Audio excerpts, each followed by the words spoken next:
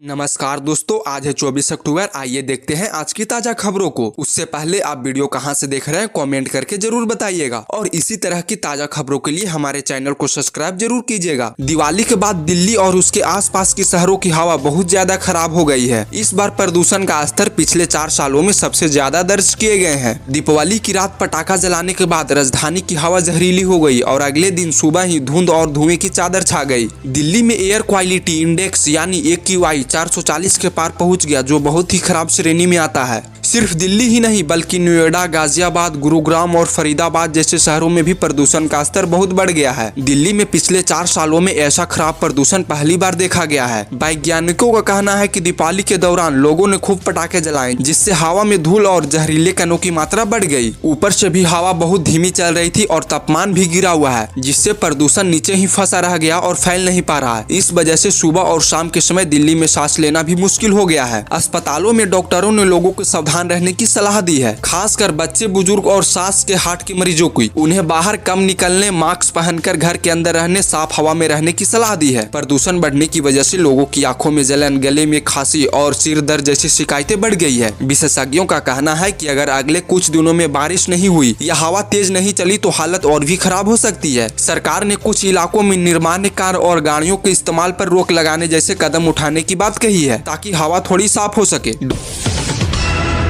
Dominican Republic में एक बहुत बड़ा खदान में हादसा हो गया, जहां करीब 80 मजदूर अंदर फंसे रह गए। यह घटना 21 अक्टूबर 2025 को हुई, जब अचानक खदान का एक हिस्सा गिर गया। यह खदान राजधानी सैंटो डोमिंग से कुछ दूर पहाड़ी इलाकों में है, जहां से जिंक और कॉपर जैसे धातु निकाले जाते हैं। हादसे के बाद तुरंत रेस्क्यू टीम को बुलाया गया और मजदूरों को सुरक्षित निकालने का काम शुरू किया गया। सरकार ने बताया कि सभी मजदूर खदान के अंदर एक सुरक्षित जगह पर है और अभी तक किसी को घायल या मारे जाने की खबर नहीं आई है। बचाव दल दिन रात काम कर रहे हैं। वे अंदर तक पहुंचने के लिए मशीन, ड्रोन और सेंसर का इस्तेमाल कर रहे हैं, ताकि मजदूरों का पता लगाया जा सके। यह घटना दिखाती है कि खदान में काम करना कितना खतरनाक होता है और सुरक्षित नियमों का पालन करना कितना जरूरी है। फिलहाल पूरी दुनिया की नजर इस रेस्क्यू ऑपरेशन पर है और सब दुआ कर रहे हैं कि सभी मजदूर जल्द से जल्द सुरक्षित बाहर निकल जाएं।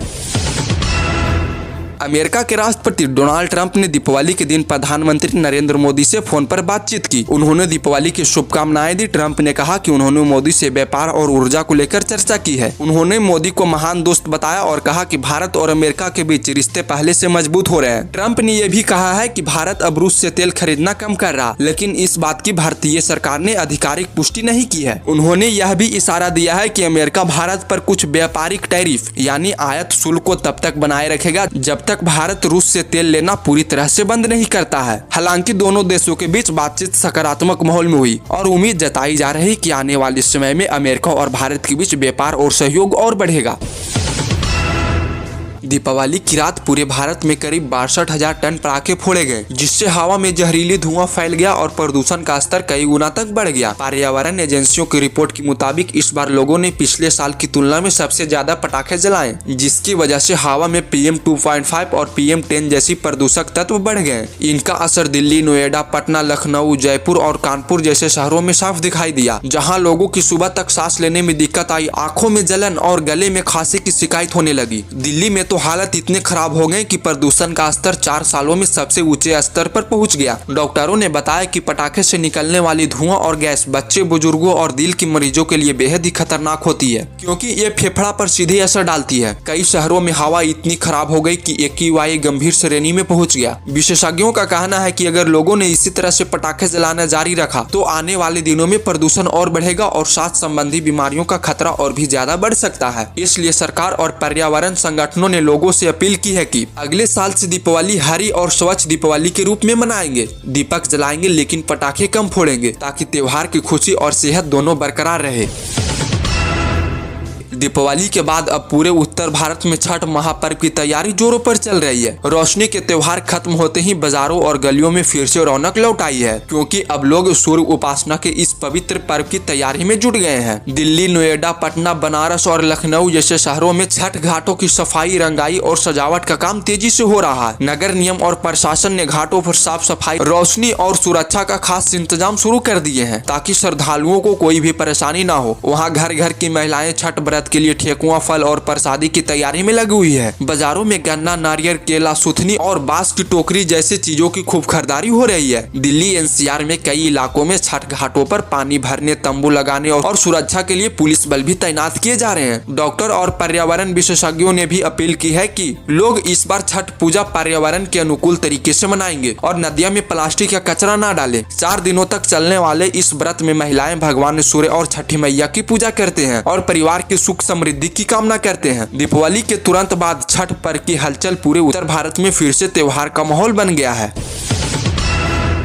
अफ्रीका के 2 देशों में हाल ही में बहुत बड़ा हादसा हुआ है जो बेहद दर्दनाक और चिंताजनक है। सबसे पहले इथियोपिया में एक ट्रेन ने गलती से एक वाहन को टक्कर मार दी। इस हादसे में कई लोग घायल हुए और उन्हें तुरंत नजदीकी अस्पताल में भर्ती कराया गया है। दुर्घटना के कारण इलाके में हड़कंप मच गया और राहत एवं बचाव कार्यों को तेजी से लागू किया गया है। वहीं नाइजीरिया में एक और भयानक हादसा हुआ है। वहाँ एक पेट्रोल टैंकर पलट गया और उसमें आग लग गई। आग लगने से कई लोग मौके पर जमा होकर पेट्रोल भरने की कोशिश कर रहे थे और तभी डिब्बा विस्फोट हो गया। इस विस्फोट में 100 से ज्यादा अपने जान गंवा चुके हैं और 70 लोग से ज्यादा गंभीर रूप से घायल हैं। कई घर और दुकानों में भी आग की चपेट आ गई है और जलकर राख हो गई। इस दुखद घटना के बाद नाइजीरिया के प्रथम महिला ने मृतकों को परिवार को मदद के लिए 100 मिलियन नाइजीरिया नायरा देने का ऐलान किया है। इन दोनों घटनाओं ने यह साफ दिखा दिया है कि सुरक्षा के इंतजाम और अधिक कड़े करने की जरूरत है ताकि भविष्य में ऐसा बड़ा हादसा रोका जा सके और लोगों की जान बचाई जा सके।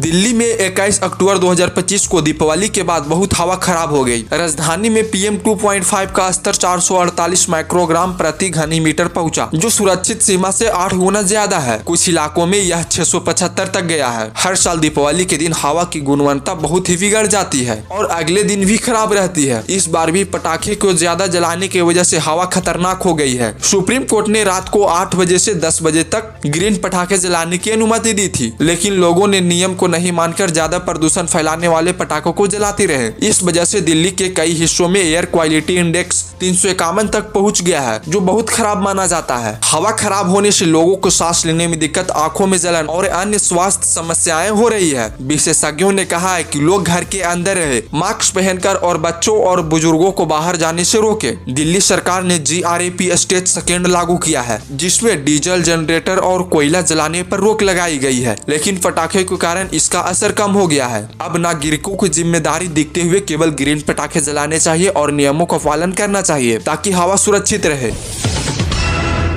और वही देखिए, हर साल इस दुनिया से लगभग 10 मिलियन हेक्टेयर जंगल खत्म होते जा रहे हैं, जो पुर्तगाल के आकार के बराबर है। संयुक्त राष्ट्र के खाद्य और कृषि संगठन यानी FAO की रिपोर्ट के मुताबिक 2015 से 2025 के बीच यह आंकड़ा आया है। हालांकि हाल ही के कुछ वर्षों में यह दर घटकर 4.12 मिलियन हेक्टेयर प्रति साल हो गई है, लेकिन यह भी अभी भी चिंता का विषय है। जंगल नष्ट होने का मुख्य कारण कृषि के लिए जंगलों की सफाई, खासकर मांस, सोया और ताड़ का तेल जैसी फसलों के लिए, इसके अलावा लकड़ी और अन्य चीजों के लिए अंधाधुंध कटाई और जंगल में आग लगना। जंगल खत्म होने से जलवायु बदलती है क्योंकि कार्बन डाइऑक्साइड कम अवशोषित होता है। इसके साथ ही कई जानवरों की प्रजातियां खतरे में आ जाती है, मिट्टी कटती है और बाढ़ की घटनाएं बढ़ती है। वही जंगल पर निर्भर आदिवासी और स्थानीय लोगों को आजीविका प्रभावित होती है। सतत कृषि अपनाना, वन संरक्षण कानून का पालन करना, जंगलों की रक्षा के लिए आर्थिक मदद देना और लोगों में जागरूकता बढ़ाना। अगर हम चाहते हैं कि आने वाली पीढ़ियां भी हरे भरे जंगल का आनंद ले तो अब से ही हमें ठोस कदम उठाने की जरूरत है और यह हमारी जिम्मेदारी है।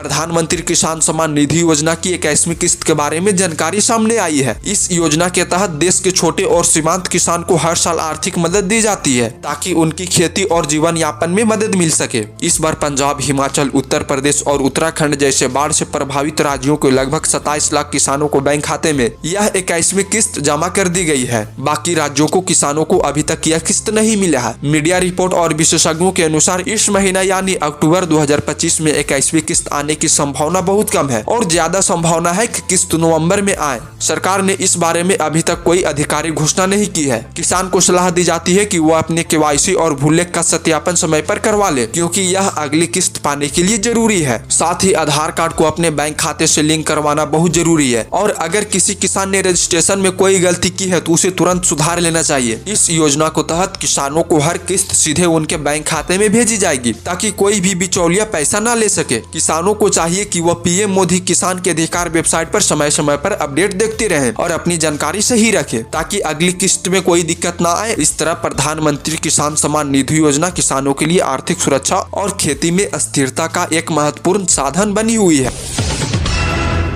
दिल्ली हाईकोर्ट ने हाल ही में एक महत्वपूर्ण फैसला सुनाया है। कोर्ट ने कहा है कि सिर्फ यह कह देना कि किसी के साथ शारीरिक संबंध बने, इसका आधार पर किसी को दुष्कर्म का दोषी नहीं ठहराया जा सकता है। दुष्कर्म साबित करने के लिए ठोस सबूत होना जरूरी है, जैसे मेडिकल रिपोर्ट, फॉरेंसिक सबूत या गवाह की गवाही। इस मामले में 16 साल की लड़की ने आरोप लगाते हुए कहा कि उसके चचेरा भाई 2014 में शादी का झांसा देकर उसके साथ शारीरिक संबंध बनाया। ट्रायल कोर्ट ने आरोपी को 10 साल की सजा सुना दी थी। हाई कोर्ट ने पाया कि मामला केवल मौखिक गवाही पर आधारित था और कोई ठोस सबूत मौजूद नहीं था। कोर्ट ने कहा है कि शारीरिक संबंध शब्द का कानून से कोई स्पष्ट मतलब नहीं है, इसलिए बिना ठोस सबूत के केवल शब्दों को आधार पर दोषी तय नहीं किया जा सकता है। कोर्ट ने ट्रायल कोर्ट के फैसला रद्द करके आरोपी को बरी कर दिया है। कोर्ट ने यह भी कहा है कि अभियोजन पक्ष और ट्रायल कोर्ट ने यह नहीं देखा कि पीड़िता ने शारीरिक संबंध से क्या मतलब बताया। पीड़िता से सही सवाल नहीं पूछे गए जिसमें यह साफ हो सके कि क्या अपराध से सभी जरूरी तत्व पूरे हुए। इससे यह स्पष्ट हो गया कि दुष्कर्म जैसे गंभीर मामलों में केवल शब्दों या कथनों पर आधारित किसी को सजा नहीं दी जा सकती है। इसके लिए हमेशा ठोस सबूत और स्पष्ट सबूत होना बहुत जरूरी है।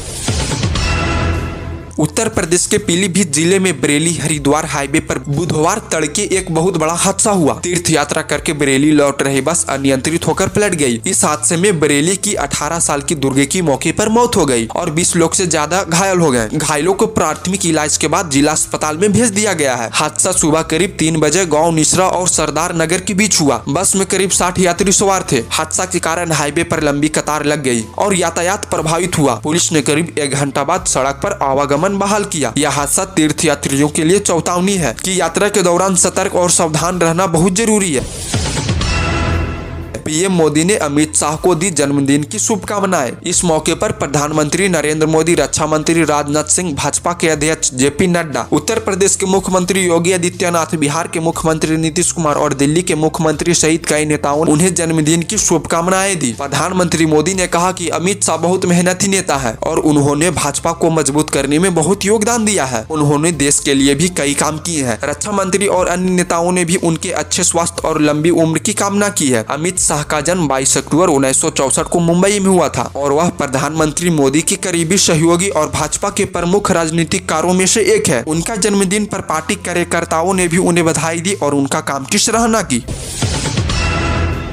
श्रीनगर के लाल चौक पर इस साल दीपावली का जश्न खास तरीके से मनाया गया है। यहाँ 20,000 से ज्यादा मिट्टी के दिए लगाए गए और यह आयोजन भारतीय सेना की बहादुरी को सम्मान देने के लिए किया गया है। दियों की कतारों को ऑपरेशन सिंदूर के रूप में सजाया गया, जो पाकिस्तान और वहाँ के आतंकवादी शिविरों को भारतीय पर कार्रवाई का प्रतीक है। लाल चौक का घंटा घर रंग बिरंगी लाइटों से सजाया गया और लोग इसे देखने के लिए आए। दिए की रोशनी में पूरे इलाके जगमगा उठा और भारत माता की जय के नारे भी गूंजे। इस आयोजन में यह दिखाया गया कि कश्मीर अब शांत है, एकता और खुशहाली की भगवान मजबूत हो रहे हैं और लोग मिलकर त्योहार मना रहे हैं। तो दोस्तों, यही थी आज की ताजा खबरें। अगर आपको वीडियो पसंद आया हो तो वीडियो को लाइक करें, हमारे चैनल को सब्सक्राइब करें और हाँ, कमेंट में जरूर बताएं कि आपको सबसे ज्यादा न्यूज कौन सा पसंद आया।